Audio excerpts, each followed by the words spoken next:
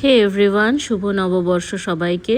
শুভ নববর্ষ স্পেশাল যে রান্নাটা আপনাদের শেখাবো বা তোমাদের শেখাবো সেটা হচ্ছে চিংড়ি মাছের মালাইকারি। তো চলো দেখে নিই চিংড়ি মাছের মালাইকারি বানাতে আমাদের কি কি লাগছে। খুব সহজভাবে আমি রান্নাটা দেখিয়েছি।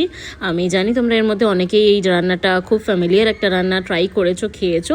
তো আমি আমার মতো করে রান্নাটা দেখিয়েছি। যারা বিগিনার্স আছো তারা কিন্তু এই রান্নাটা অনায়াসে ট্রাই করতে পারো। তো চলো আমরা দেখে নিই আমাদের কি কি লাগছে রান্নাটাতে। চিংড়ি মাছের মালাইকারি যেহেতু প্রথমেই আমাদের চিংড়ি মাছ লাগবে। এই চিংড়ি মাছটা আমি মিডিয়াম সাইজের চিংড়ি মাছটা নিয়েছি, যেটা আগে তোমরা দেখতে পাবে। ইনগ্রিডিয়েন্টসের মধ্যে পেঁয়াজ বাটা, দেখো এখানে আমি চিংড়ি মাছগুলোকে নুন হলুদ মাখিয়ে নিয়েছি। তারপর কড়াইতে অল্প একটু সর্ষের তেল দিয়ে এটাকে হালকা করে ভেজে নেব, খুব বেশি ভাজার কিন্তু দরকার নেই। আর এর মাথাটা কিন্তু আমি ছাড়াইনি, তাহলে একটু সফট থাকবে, খাওয়ার সময় ছাড়িয়ে নেওয়া যাবে।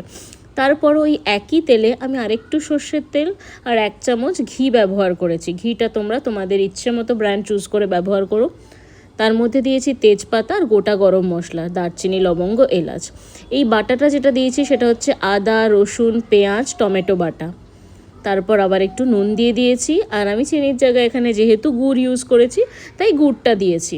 একটু হলুদ গুঁড়ো দিলাম, অল্প একটু লঙ্কার গুঁড়ো দিয়ে দিলাম, কাশ্মীরি রেড চিলি পাউডার যেটা সেটা দিয়ে দিচ্ছি। দিয়ে ভালো করে কষিয়ে নিলাম এটা। তারপর আমি নারকোলের দুধ দিয়েছি। ম্যাগির কোকোনাট পাউডার তোমরা ইউজ করতে পারো, নারকোল বেটে সেটা থেকে দুধ বার করতে পারো। ভালো মতো ফুটে এলে এই সময় নুন মিষ্টিটা চেক করে আমি চিংড়ি মাছগুলো দিয়ে দিয়েছি। তারপর ওপর থেকে একটু ঘি, গরম মশলা গুঁড়ো আর চেরা কাঁচা লঙ্কা।